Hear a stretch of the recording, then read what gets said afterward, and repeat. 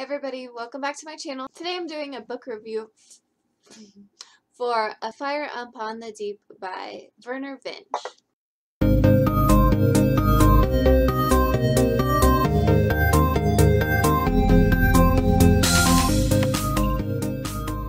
So if you're new to my channel, I have a review style where I look at 3 different categories: character, plot, and world building. Some of them are worth more points than others, and each category is broken up into smaller subcategories so you can get a good feel for the book without getting too many spoilers. Also, you know that if you prefer plot or character or even world building, you can see the strengths and weaknesses of each book. So let's start with a real quick summary. Fire Upon the Deep is a pretty hardcore sci-fi, and it's one that I have a hard time explaining because you really don't know what's going on for the first part of the book. You're getting a lot of information from different points of view, and it really doesn't start to come together until about halfway through. However, I can tell you that in this world, there are different areas of space. The lowest level of space is called the slowness, where a lot of technology has not been developed, and most people on those levels of space haven't even developed space travel. Things keep getting more advanced until you get into the transcend and the beyond, and in those a lot of new stuff is discovered. Technology is a huge part of life there. A group of humans goes into the transcend to try and discover this new power. I don't know if it's going to be a treasure or not, but when they start to uncover it, they realize that they've brought into the world something very evil. So a group of them escapes with some of the clues to stop this evil power. However, their ship crash lands in part of the slowness. The only survivor of that ship with the key piece to defeat the power is 2 kids. So a lot of this book is a bunch of different points of view of people all impacted by the discovery of this giant power. Let's get into the characters. There are a lot of points of view. You're following 3 main groups. One group is trying to find a way to stop the power. One group is the survivors. Another group is the species that found those survivors. All of them have great personalities. There's a ton of different characters. They all feel very distinct. You have some really funny characters. You have some really intense characters. You have a bunch of different species as well, and they're all really enjoyable to get to know. And so for personality, and I think overall character is a highlight in this book, so for personality, I would give it a 5 out of 5. Some of my favorite species that I've ever read about are in this book, and they are a little species of trees on wheels that have really struggle with memory because their roots don't have anything to connect to, and I just love the idea of trees on wheels that communicate with little rustling leaves, and they're just adorable. Personality, I think, is great. Next up, we have relationships. There's a lot of different relationship dynamics in this group. There isn't necessarily a romance per se. Instead, you get a lot of people banding together for a cause, and or arguing about how they should go about things. I think there's a really strong sense of working towards a common goal and finding friends along the way. I think you see a lot of relationships between people that have already been there for a long time, and it truly feels like you get a sense of the deepness of their connection without having been there from the beginning. I also think they do a good job of showing the dissonance between some groups of people. Every single relationship felt complex. So 5 out of 5 for that. Character development. As strong as the characters are in this book, I don't know if there's a whole ton of development per se. It is really kind of a quest for some of the main characters. They do have a lot of discovery, I think. There are some side characters that you see a lot of growth from. Some change in ideas, but I don't think there's one character that stands out as, okay, this person grew a lot or changed a lot. One of the tree characters does go really above and beyond to show that they are a loyal person, but again, I think that's in them from the beginning. It's just them showing it that really stands out. So not necessarily development, but just a real true showing of character there. I'm not going to give this one quite as high. I would give it a 3. Last up are the side characters. There are so many plot lines that interact and weave together, and the side characters really feel just as developed. The side characters that you do see are really mostly confined to the planet that found the survivors. You see a lot of their kind of generals in war and different characters on each side of the battle going on that planet. You also see a few that are discovered throughout space. Because you have so many main characters, the side characters are not necessarily a focus.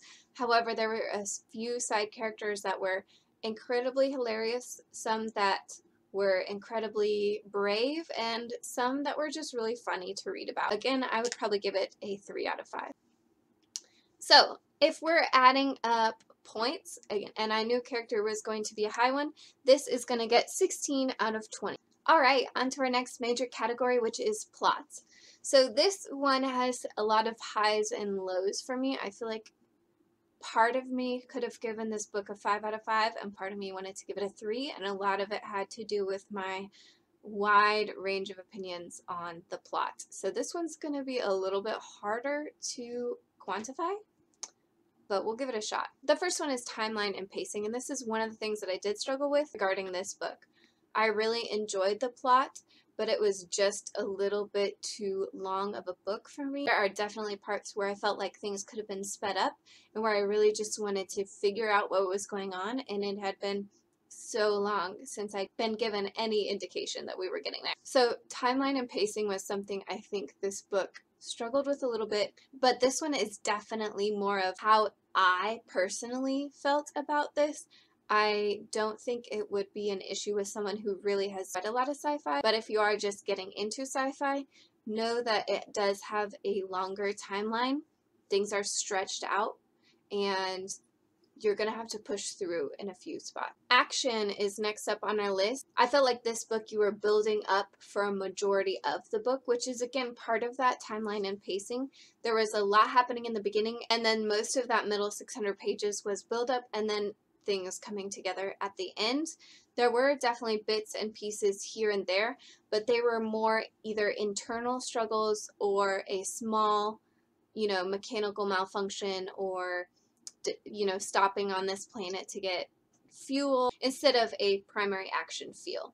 So I would give this a 3 out of 5 on action. Satisfaction.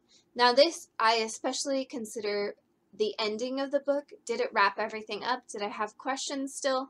And as far as satisfaction, I felt like I really enjoyed the book and how it ended for the most part.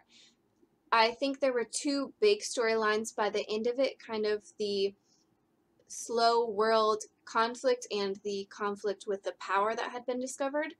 The slow world conflict that was building up, I really enjoyed the finale of that. I think it was exactly what I wanted. I felt like the power being discovered and kind of slowly taking over was also just as much of a big overarching conflict, and I did not feel satisfied with the ending of that. So it was almost like this one was a 5 and this one was a 2, which is a real struggle for me because I feel like it's so conflicting to have both of those things happen, where this is such a big thing and this just didn't quite ever feel like it was fully developed. And not even that it was not fully developed, I just didn't ever fully comprehend exactly what was happening. But I think I'm going to lean more towards that satisfying bit, because even the power conflict was finished and questions were answered. So maybe you'll understand it better than I did. Who knows? Technology is a big thing. The power runs off the technology. It has the ability to take over a lot easier in those higher developed areas of space. You also have the medieval world where they're still with bows and arrows, and they start to develop things as they meet the survivors. So technology, you get both ends of the spectrum. You get that really intense data network sci-fi feel, and then you get this primitive world that is slowly developing things, and it's such a cool feeling. There are also like data log email kind of things that you get throughout the book that at first were kind of confusing, but it did just add to the feel of that technology piece. So I think technology again was another really high point for this. My only complaint again is that part of it didn't quite make sense to me, but that may just be me. And that leads to conflict and villain. It's the same as satisfaction. You have kind of two different villains going on here. And again, one was very satisfying. One I felt like was just kind of looming in the background, but never really felt like it fully came into view. So I'm going to give that a 3. So for plots, we also get a 16. Last up for us to look at is the world building in this book. I think this could potentially be another spot for high praise and points. We're going to start with lore. Throughout the book, you slowly learn more about some of the bigger powers and a little bit of backstory for a few of the characters and a few of the species, but there isn't a lot of backstory.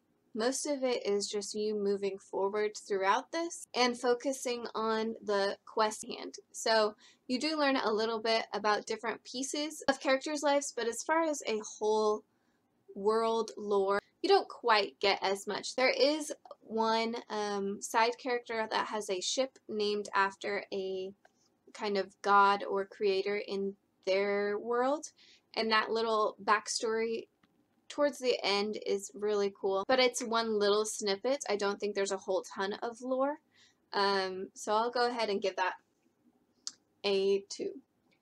Next up is setting. I think the setting is pretty cool. You get a lot of little snippets here or there. You don't get overly complex descriptions about anything, but every time you land, you do get to see that world. You get to see what the spaceship looks like. A lot of visions of them flying through space, how the stars are moving past them. So it's pretty middle of the road there as well. There is also not a map, but a diagram of the different levels of space. You can kind of see, the slow areas are in the middle. Society. I think the society part of this was pretty cool. There were a few different species, 3 main species, I would say, humans being one of them, that were really well developed, and you got a lot of information on them as you went. Another one of those main species that you're going to learn about is the trees on wheels, which just, they make my heart so happy. You also get a look at how humans are viewed amongst other species, especially because they're kind of the ones that unleashed this power. How they're treated and seen after that point is pretty interesting. One of my favorite things that you slowly learn about are the species on this primitive planet. They take a long time to figure out. They have very strange names, and at the beginning you don't even know what they look like, and honestly it took me the longest time to figure out what they were describing with this species and what they were supposed to look like. I still don't even know for sure. I think it's one of those things where everybody's just going to have their own version of it in their mind, because there are so many direct things, but it could be pieced together so many different ways that you're kind of left like, okay, here's how I see it. And the society that they have and how they're described is just incredible to me. I really loved that piece of it, and I would happily read a whole nother book just on that world. So I'm going to give that a 5 out of 5.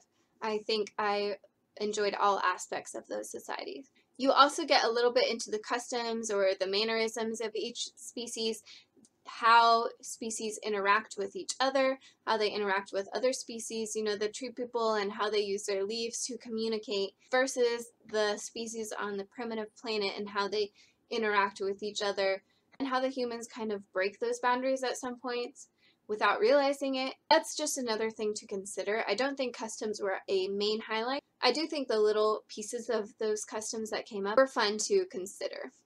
So I'd give that a 3. We have a 13, which is still pretty strong. I am going to give this a bonus because it has one of my favorite characters that I've read about recently. If you read this and Blue Shell comes up, just know that you will fall in love by the end. He's such a cute little tree person. Let's total this up. The total ends up being 46 out of 67, which ends up being like a 3.5, close to 4 stars. And that's about where it landed for me. I think I ended up pushing it up to a 4 because I do think it's a really enjoyable book, and I think if you are someone who enjoys sci-fi, this could be a perfect book for you. I think one of the main things that held me back is that I have not read a lot of sci-fi, but I would definitely recommend this book for people who do enjoy sci-fi or just want a big chunky read. I'm sure there are those people out there, right? The characters are what really sells this book. The plot and world building are right up there as well. Take a look at A Fire Upon the Deep by Werner Vinge. Let me know what your favorite sci-fi is down below. Have a good day, and I'll see you later. Bye, y'all.